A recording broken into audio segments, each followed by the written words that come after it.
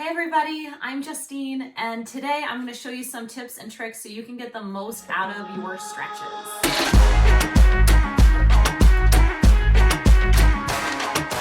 Today we're going to be deep diving into a standing hamstring stretch. A lot of times when we see this stretch, what happens is people put their heel down, okay? So this is good. We've got one straight leg. This is going to be the stretching leg.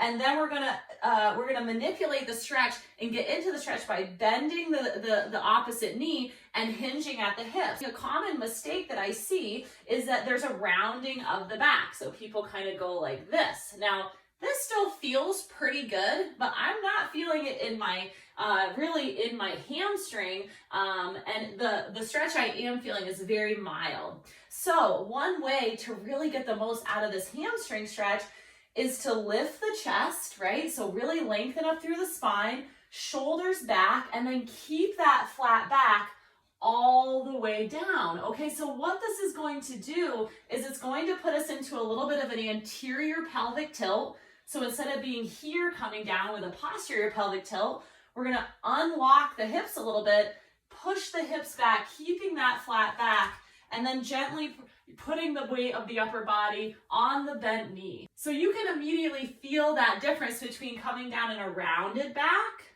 right, versus coming down with a flat back.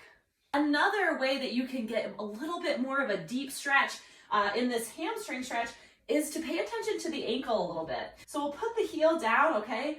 So I've got my nice long spine, shoulders are back. I'm gonna do a little bit of an anterior pelvic tilt and begin my hip hinge. So I feel a pretty good stretch here.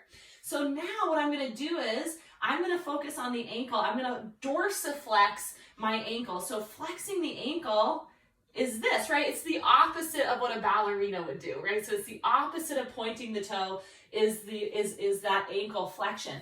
And the more that I flex through the ankle, the more I'm gonna feel that stretch through the back of the leg. And what this can do as well is instead of just feeling it from the back of the knee up, you might even start to feel it a little bit through the calf and Achilles as well.